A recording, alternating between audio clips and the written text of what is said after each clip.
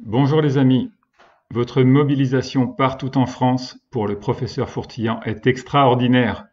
Je sais qu'elle apporte un soutien inestimable, non seulement pour lui, mais aussi pour tous les malades de Parkinson et d'Alzheimer notamment. Ces malades qui souffrent terriblement depuis l'interdiction de l'essai et la cessation de la distribution des patchs de valentonine et de 6-méthoxyharmalan. Tout comme souffrent leurs familles, les aidants qui les accompagnent au quotidien et qui feront l'objet de mes futures vidéos d'information sur les bienfaits extraordinaires de ces patchs.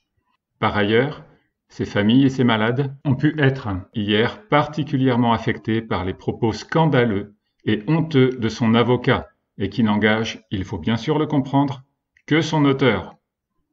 Continuez le combat, mobilisez-vous pacifiquement, notamment en continuant d'écrire surtout à la préfecture du Gard, au préfet et à la chargée de communication de la préfecture, voir les précédentes vidéos pour trouver les coordonnées, et de continuer de leur téléphoner. Tout en relâchant la pression, je vous ai expliqué pourquoi, sur l'hôpital lui-même qui n'a pas de réel pouvoir de décision, votre présence physique pacifique devant l'hôpital, et partout en France, est selon moi suffisante et a un effet très positif.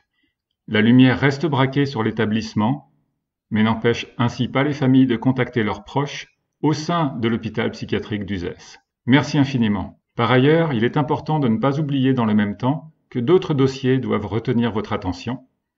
Je vous mets en lien un article extrêmement important qu'a publié le journal France Soir samedi sur la réautorisation de l'hydroxychloroquine en Italie par le Conseil des sages. C'est une bombe.